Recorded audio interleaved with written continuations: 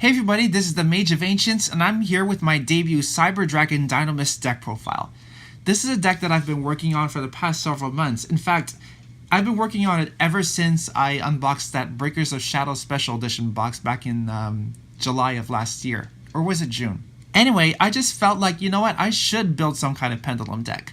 And while these may not be Pendulum Magicians, while they may not be as consistent or competitive as Pendulum Magicians, I still think that Dinomists are a pretty cool deck to play if you guys are looking into playing Pendulums. The new ban list hasn't arrived yet. Also, there are some cards that I'm missing from this deck, most notably Heavy Metal Foe's Electromite. But when I do get those Electromites and when the new ban list drops, then I'll be sure to update this deck profile for the new format. As a matter of fact, just last night I pre-ordered a set of the Megaton reprint of Electromite, so they should be arriving soon. And like I said, I'll be sure to update my deck profile when those Electromites arrive. With that being said, I'm just eager to show you guys what I've been working on after all this time.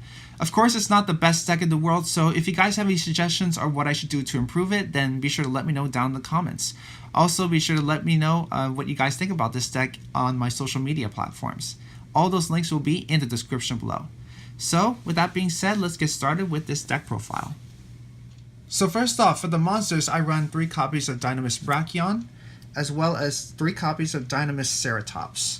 Now, these cards, if you have these in your hand and you're going second, then these are just really good to combo off with. So most likely your opponent is going to have a monster that has the highest attack on the field. So what you can do is you can special summon your Brachion, since you don't control Dinomist Brachion, and your opponent would pretty much have the highest attack monster on the field. And afterwards, you can combo it by special summoning Ceratops from your hand, since you only control Dinomist monsters. And these cards are really good into going into extra deck summons like Cleave4 Genius, as well as Cyber Dragon Nova and Cyber Dragon Infinity. What I meant to say was that you can XZ summon Cyber Dragon Nova and then upgrade to Infinity from there. Afterwards, I run 3 copies of Dinomist Terran. This is the main searcher for all your Dinomist cards, other than Dinomist Charge, which I'll explain later. So what Dinomist Terran does is that after this card destroys an opponent's monster in battle, then you can add any Dinomist card from your deck to your hand. Also, this is not a hard once per turn, so let's say that you have multiple Terrans on the field, or your one Terran can attack multiple times in the same turn. You could just activate its effect over and over again, so that way you can keep adding Dinomist cards if you wanted to. Then after that, I run 3 copies of Dinomist Plesios. This card reduces the attack and defense of your opponent's monsters for each Dinomist card you control. So the more Dinomist Plesios you have on the field in your main monster zones, the more likely your opponent's monsters' attack and defense get reduced. And I also threw in Dinomist Rex as well as Dinomist Ankylos. I think these are pretty decent Dinomist monsters. I just decided to throw these in just because. And so what this does is that after this card attacks, you contribute a Dinomist monster, and you can either attack again in the same turn with piercing battle damage, or you can shuffle 1 card from your opponent's hand at random or on their side of the field into the deck, and this card gains 100 attack. And I also have Dinomist Ankylos. What this does is that you can banish any monster destroyed by battle with a Dinomist monster you control. And what makes the Dinomist so cool is that these cards actually have pendulum scale effects that protect Dinomist cards from each other. So every scale 3 Dinomist monster has the effect where if another Dinomist card you control would be destroyed by battle or an opponent's card effect, you can destroy this card instead. And every scale 6 Dinomist monster has the effect where while this card is in your pendulum zone, you can negate an activated card effect that targets another Dinomist card you control, then destroy this card. Basically, what you want to do is that you would want to protect your Dinomist Charge. That's probably the most important Dinomist card in your entire deck. And now for the other Pendulum monsters in my deck, I run 3 copies of Rescue Hamster, along with the Symphonic Warrior Engine, 3 copies of Guitar, as well as 1 copy of Symphonic Warrior Mics. So Rescue Hamster is a pretty cool monster to run in this deck. I just feel like, you know what, I have to run that card in this deck. So you can normal summon Rescue Hamster on that turn, and during that turn, anytime that turn while it's on the field after you normal summon it, you can tribute it, and then you can special summon 2 copies of any level 5 or lower face-up Pendulum monster in your extra deck. So here's a good example. What I'd like to do is that, let's say that I have Dinomist Ceratops.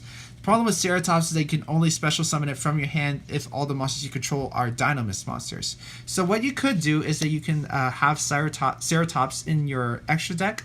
They contribute your Rescue Hamster, and then right away you can special summon your other 2 Dinomist Ceratops from your deck.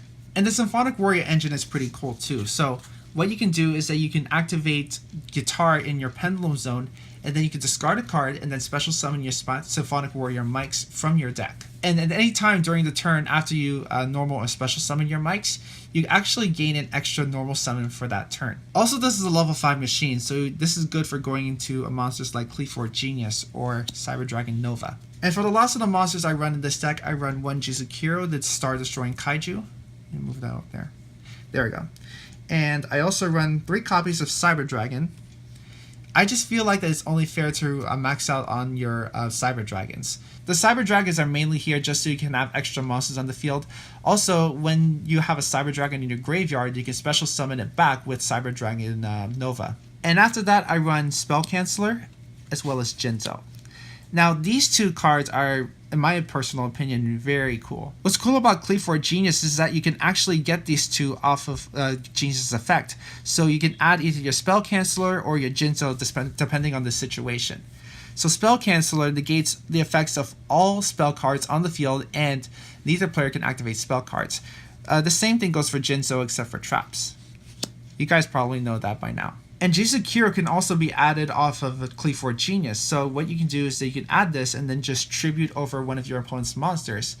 And you could potentially steal it back later using, let's say, your Cyber Dragon Infinity. And now for my spells. In my opinion, guys, I think this is the best spell in the entire deck.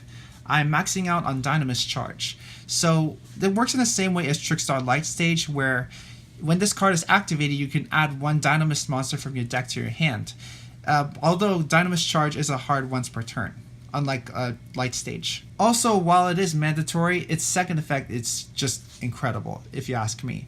So if a Dynamist card is added from your field to your extra deck face up, then you actually add that Dynamist card back into your hand. So basically it recycles your Dynamist monsters, so that way you have room for, let's say, a Pendulum summon, and you just want to be able to Pendulum summon from your hand instead of your extra deck because you just gotta have more room in order to Pendulum summon. Then after that, I'm running 2 copies of Cyber Emergency. This is the newest Cyber Dragon support card coming out from Battles of Legend Relentless Revenge. Of course, there are some new Cyber Dragon support cards from Cybernetic Horizon. This card basically lets me search my Cyber Dragon monsters. So yeah, that's what's basically here for. After that, I run 2 copies of Wavering Eyes. Basically, when I have 2 Pendulum monsters in my Pendulum zones, then I can destroy those cards with Wavering Eyes, and I can add any Pendulum monster from my deck to my hand. This is also pretty good for when you're going against any other Pendulum deck. Then after that, I run 2 copies of Duelist Alliance. This lets you search out for any Pendulum name monster or Pendulum name spell or trap from your deck to your hand. And these are the cards that I'm running. I'm running Pendulum Rising, Pendulum Shift, and Pendulum Area. So what these do, I'm going to explain these right now. Pendulum Rising actually lets you send any monster I control to the graveyard, and then I can special summon any monster from my deck with the same level. So let's say that I want to get my Cyber Dragon into my graveyard. When you're going second, you special summon your Cyber Dragon and then activate Pendulum Rising so you can send it away. And you can special summon any Pendulum monster from your deck that is a level 5. So let's say Spell Canceller, or Cyber Dragon, or Symphonic Warrior Mice, or any of the Dynamist monsters that I have over here. And Pendulum Shift lets you target a card in either player's Pendulum Zone, and you can make it any scale that you want to.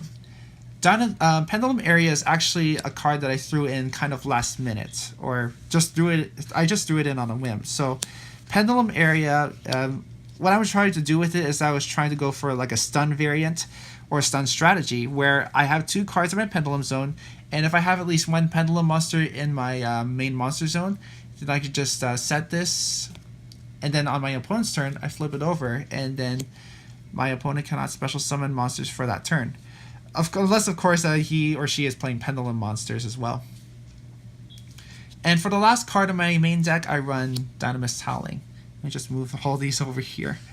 So Dinomist Howling is actually here, so what I can do is that I can fill up my Pendulum zones with Dinomist cards, and it also has that effect where it reads, if this card is already face up in your spell and trap zone, you contribute 1 Dinomist monster, then target 1 card your opponent controls, return it to the hand. And now here's my extra deck. If you guys have played against Cyber Dragons or you've played with Cyber Dragons before, then you guys probably know what these are. So I run 1 copy of Cyber Dragon Nova along with Cyber Dragon Infinity.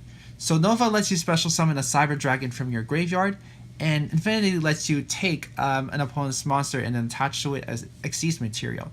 And it also has the second effect where once per turn, you can detach a material and negate a card or effect. So that's pretty cool. What's also pretty cool is that I get to run these cards.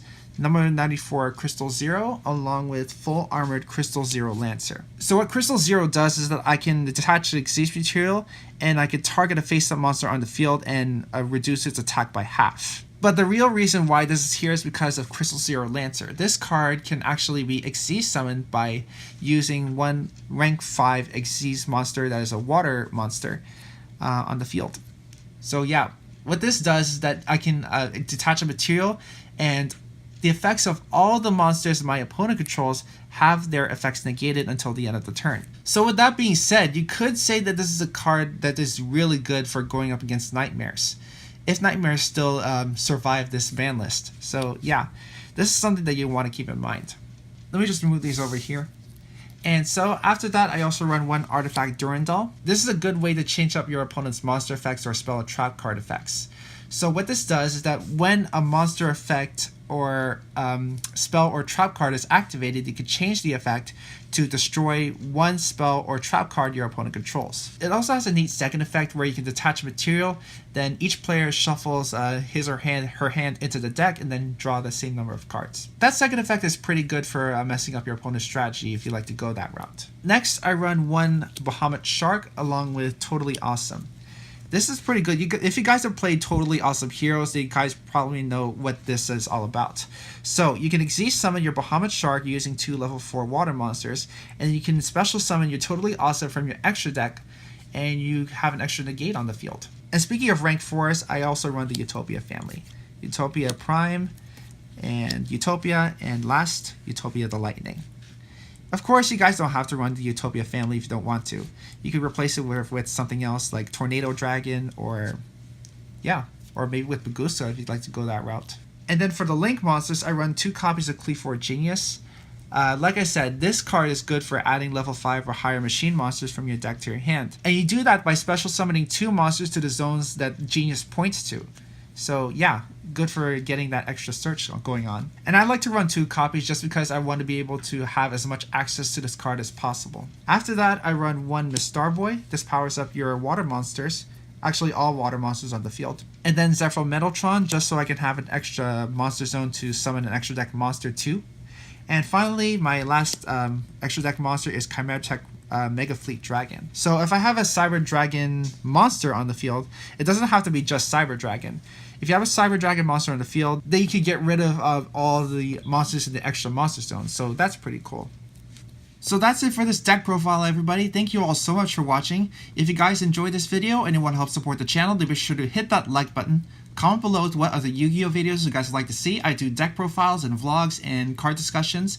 And of course, be sure to solemnly strike that subscribe button and also hit the notification bell so you'll be the first to know and when I upload brand new Yu-Gi-Oh videos. Thanks for tuning in, everybody, and I will see you next time.